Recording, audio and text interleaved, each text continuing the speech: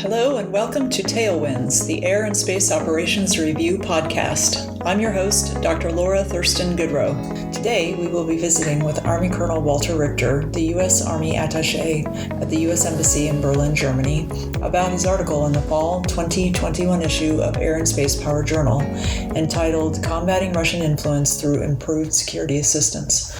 Welcome to Tailwinds, Colonel Richter.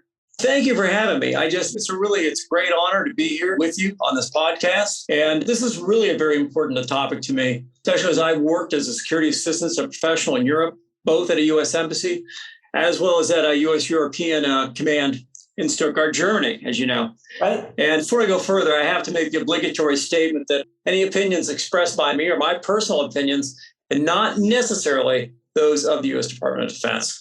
Thank you, Colonel Richter. So we'll begin with the situation in Ukraine. The focus has been on near-term solutions to the immediate challenge Russia poses in the region. Your article reminds us, though, that remediating structural weaknesses in the international security system can mitigate future problems.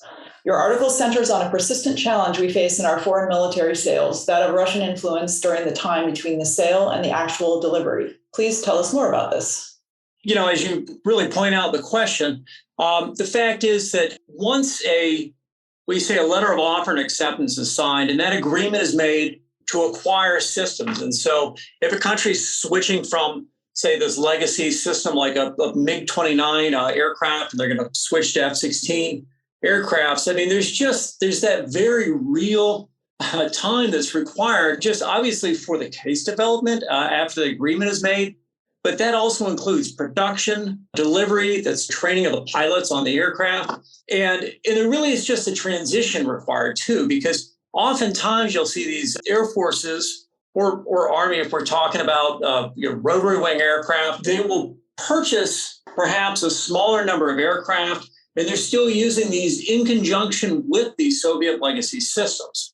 Or maybe they're going to transition entirely. But we're often talking about realistically about a 5-year at a minimum time frame where after they've agreed that they're going to be purchasing these NATO interoperable systems through the U.S. through the Foreign Military Sales Program, there's probably about a 5-year time frame where they're going to still be dependent on these Soviet legacy systems. And it's just talking about the fact that while they're purchasing these aircraft and coming up with and we're providing everything that's required for that, there is a requirement, to assist with that transition.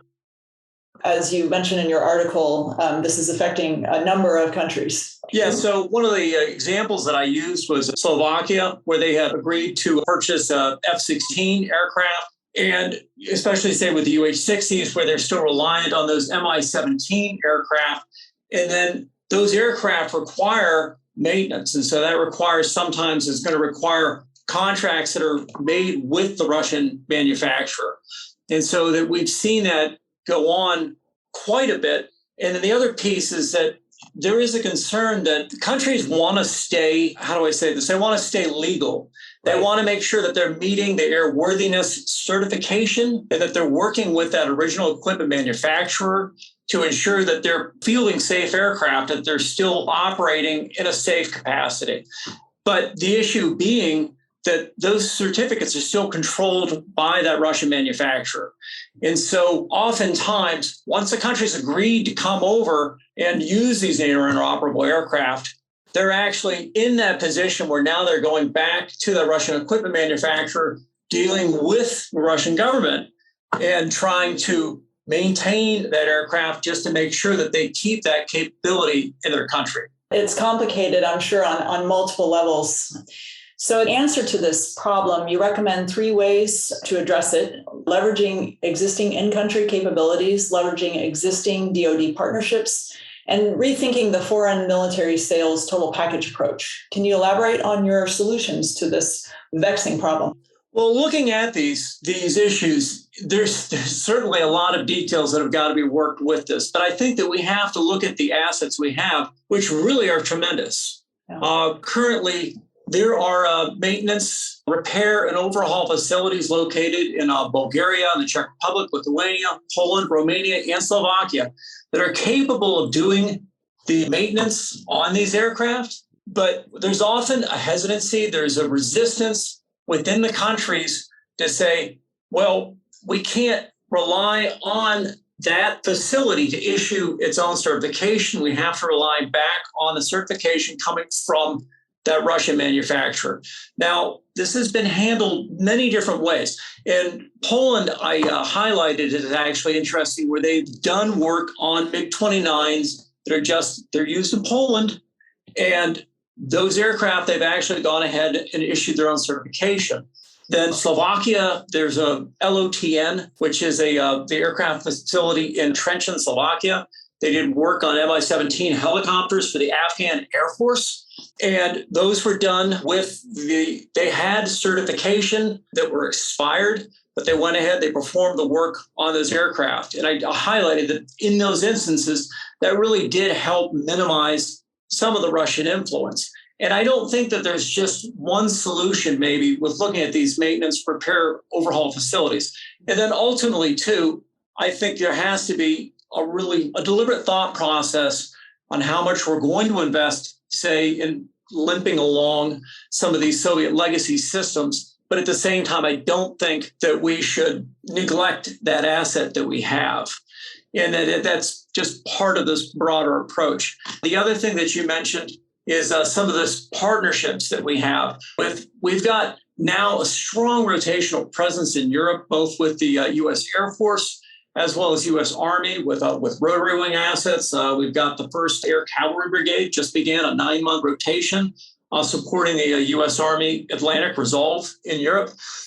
And then also just looking this up here, the 336th Fighter Squadron of the 4th Fighter Wing out of the Seymour Johnson Air Force Base in North Carolina is part of Castle Forge, working with Allied Air Forces. And so with these rotational units, that provides the potential in instances where we have air forces that have actually begun that transition to these U.S. systems, or maybe they don't have the access to those systems, maybe earlier access to these aircraft, or maintaining pilot certifications after they've completed their initial training, and just maintaining their currency.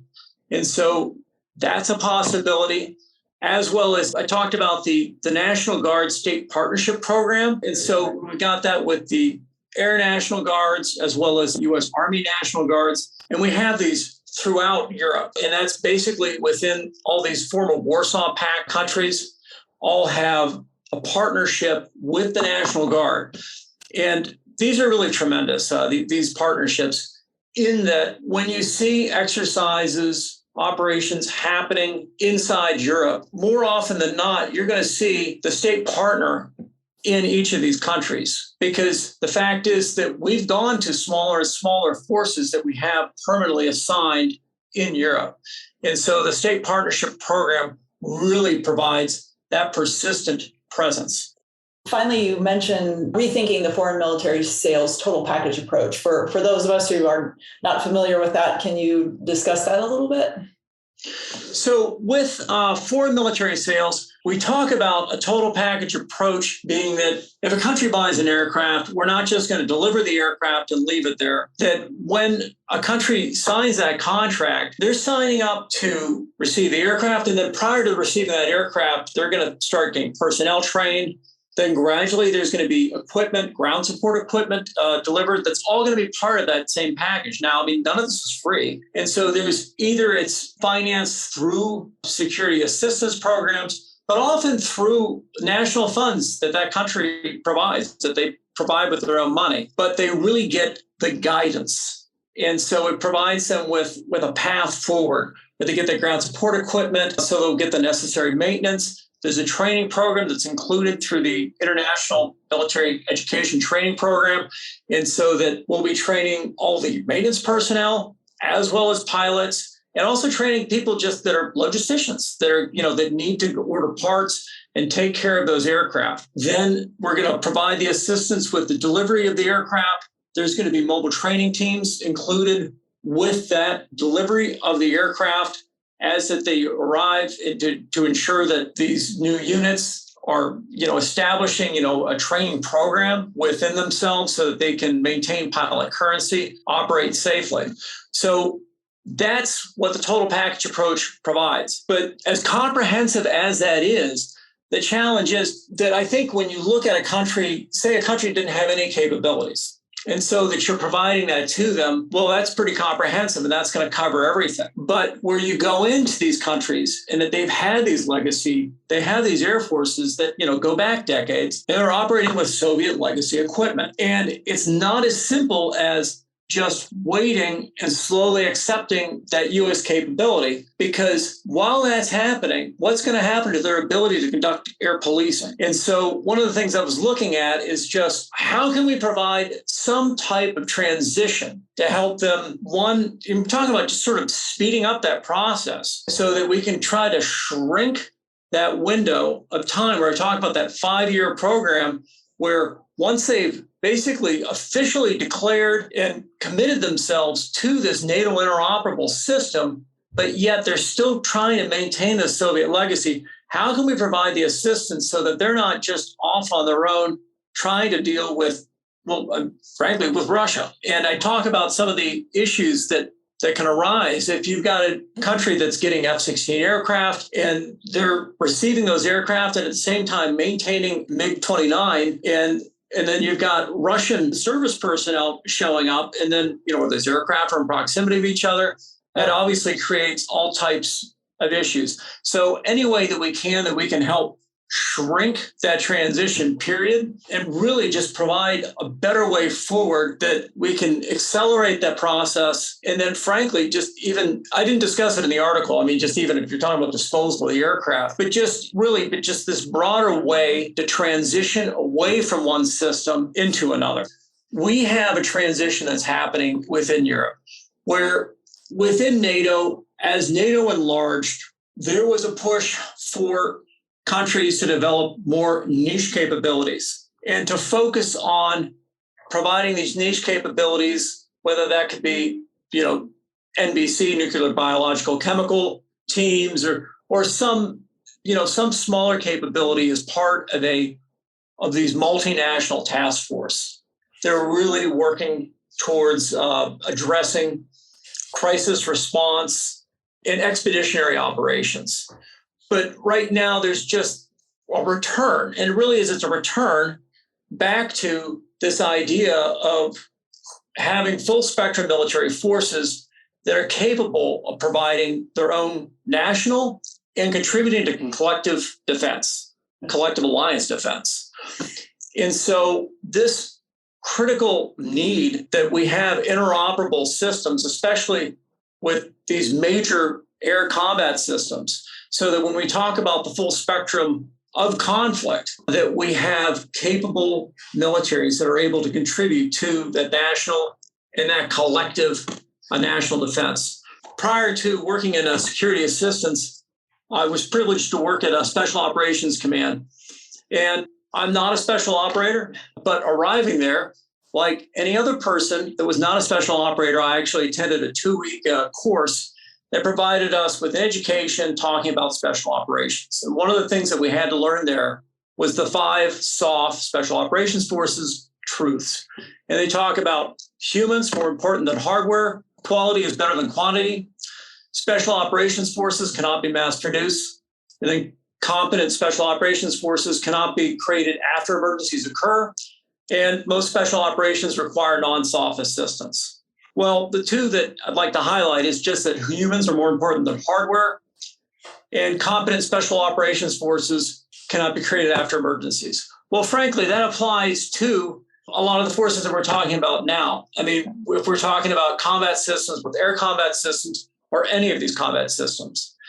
And one of the things that Admiral McRaven, who was the commander when I was there, used to talk about was that you can't surge trust. And the fact is that we have to take the time now, working with our allies and establishing these interoperability. And one of the tools that we have, and I talked about it briefly, was this IMET, this International Military Education Training Program. And the fact is, where we have worked with partners and allies in providing that education and working to have interoperability on these major systems, this is where we have our greatest success, because ultimately we can't do this alone. And I think now, as we look to the future and we look at the changing security landscape in Europe, we need allies with fully capable militaries that are capable across the full spectrum of conflict. And it's really it's more important now than ever that we do whatever we can to assist, to work towards greater interoperability with those forces.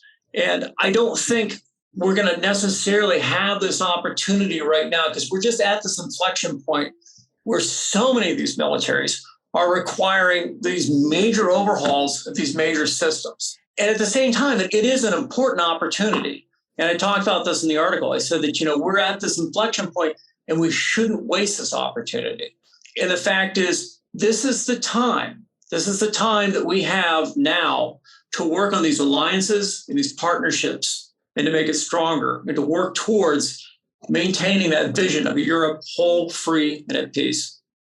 Thank you so much, Colonel Richter. I appreciate your thoughts and your time today, sharing with us about this extremely important issue, and especially you on the front lines over there in Germany. Do you have any closing thoughts? I think that about wraps it up, Laura. No, thank you so much for having me. It really is a pleasure to speak with you today, and I'm really appreciative of your interest in this topic. Colonel Richter, thank you for speaking with us today, and thank you also for contributing to the fall 2021 issue of Air and Space Power Journal, which will, in spring 2022, become Air and Space Operations Review. Same journal, just a slightly different name. Thank you for listening to this episode of Tailwinds, the Air and Space Operations Review podcast.